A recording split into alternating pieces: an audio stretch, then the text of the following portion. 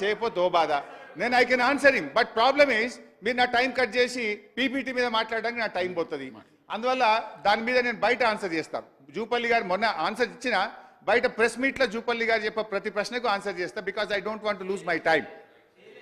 అధ్యక్ష, ఈరోజు I'm coming to the PPT. First ఆ వైట్ పేపర్ ఫాల్స్ పేపర్ అని ఆధారాలు ఒక 4-5 మీ ముందు పెట్టాను, దానిలో ఉన్న తప్పులు చూపించాను. Now I'm coming to the PPT. అయితే బేసికల్లీ అధ్యక్ష, సభలో ఒక మంచి సాంప్రదాయం ఉండాలంటే అధ్యక్ష, బేసికల్లీ ఈ పీపీటీ ప్రభుత్వం పెట్టినప్పుడు ప్రతిపక్షానికి, ప్రధాన ప్రతిపక్షానికి కూడా పీపీటీకి అవకాశం ఇచ్చుంటే మేము కూడా స్పష్టంగా రాష్ట్ర ప్రజలకు అర్థమయ్యే రీతిలో చెప్పడానికి అవకాశం ఉంటుంది. కానీ బేసికల్లీ మాకు అవకాశం లేకపోవడం వల్ల వన్ సైడ్ ఆఫ్ ద వెర్షనే ప్రజలకు పోతా ఉంది, సభ్యులకు పోతా ఉంది. మా వెర్షన్ పోకపోవడం అనేది నిజంగా మాకు ఈ అవకాశం రాకపోవడం చాలా అన్యాయం, చాలా బాధాకరం. మా ప్రొటెస్ట్ను కూడా తెలియజేస్తూ అధ్యక్ష, గత 3-4 రోజుల నుంచి ఉత్తమన్న వారంటే నాకు కొంచెం చాలా గౌరవం, ఐ రెస్పెక్ట్ హిమ్. సో ఉత్తమన్న గారు గత 3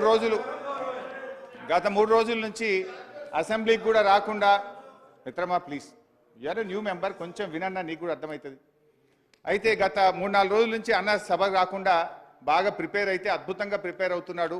ఈ నీటిపారుదల రంగాన్ని చక్కగా ఆవిష్కరిస్తారని నేను ఆశపడ్డాను. కానీ అధ్యక్ష, వారి ప్రయత్నం ఎంతసేపు గత ప్రభుత్వం మీద బురద జల్లేటువంటి ప్రయత్నం ఎక్కువ కనబడ్డది, మా మీద బురద జల్లే ప్రయత్నం ఎక్కువ కనబడ్డది తప్ప భవిష్యత్ కార్యాచరణ విషయంలో దాని మీద ఒక లాస్ట్లో వారు పాసింగ్ రిమార్క్ చెప్పారు తప్ప ఒక రోడ్ మ్యాప్ ఇవ్వలేకపోయారనేటువంటిది నా అభిప్రాయం అధ్యక్ష. అయితే వారు చెప్పిన దాంట్లో చాలాసేపు మా మీద మా తప్పిదాలు ఎత్తి చూపడానికి చాలా కష్టపడ్డట్టుగా కనబడ్డది. బట్ నేనేమంటున్నా అంటే అధ్యక్ష, మరి గత 2004 నుంచి 14 దాకా మీరు కూడా మంత్రిగా ఉన్నారు, శాసనసభ్యుడిగా ఉన్నారు. గత ప్రభుత్వం చేసిన తప్పిదాలను, ఆ 2004 నుంచి 14 దాకా జరిగిన తప్పిదాలు కూడా ఈ పీపీటీలో నిజాలు ప్రజల ముందు పెట్టుంటే చాలా బాగుండేది అధ్యక్ష. అయితే ఎందుకంటున్నంటే అధ్యక్ష, గతంలో స్టార్ట్ చేసినటువంటి ప్రాణహిత చేవెళ్ల ప్రాజెక్టు ఆ రోజు జీవో నంబర్ 124 ద్వారా 17,825 కోట్లు మంజూరు చేశారు.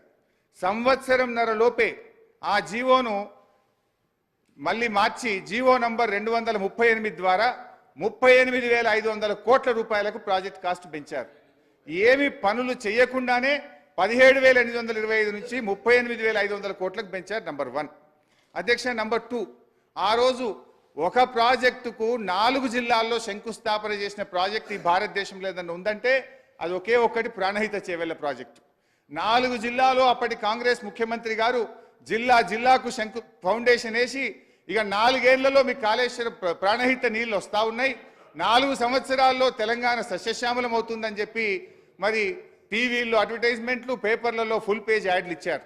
కానీ కరెక్ట్గా అధ్యక్ష, ఆనాటి కాంగ్రెస్ ప్రభుత్వం 4 ఏళ్ల తర్వాత నిజంగా ఎంత ఖర్చు పెట్టింది, ఎన్ని ఎకరాలకు నీళ్లు ఇచ్చింది అని ఒక్కసారి మనం పరిశీలిస్తే అధ్యక్ష, 4 ఏళ్ళు 2007-8లో కొబ్బరికాయ కొట్టారు అధ్యక్ష. 2012 నాటికి ఒక్కసారి మనం చూస్తే ఆ రోజు ఆ ప్రభుత్వం ఖర్చు పెట్టింది 168 కోట్ల రూపాయలు మాత్రమే ఖర్చు పెట్టారు. అంటే 38,500 కోట్లలో 168 కోట్లు ఖర్చు పెట్టారు. మొబిలైజేషన్, అడ్వాన్స్ అండ్ సర్వేల పేరు మీద 1,426 కోట్ల రూపాయలు బిల్లులు లేపారు అధ్యక్ష. అంటే పనిచేసిన తక్కువ, సర్వే, మొబిలైజేషన్, అడ్వాన్స్ పేరు మీద ఎత్తిన బిల్లులు ఎక్కువ.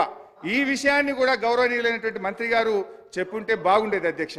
అయితే అధ్యక్ష, tender percent I'm not yielding sir, I'm not yielding sir, I'm not yielding, I'm not yielding, this is not the way, let me complete sir.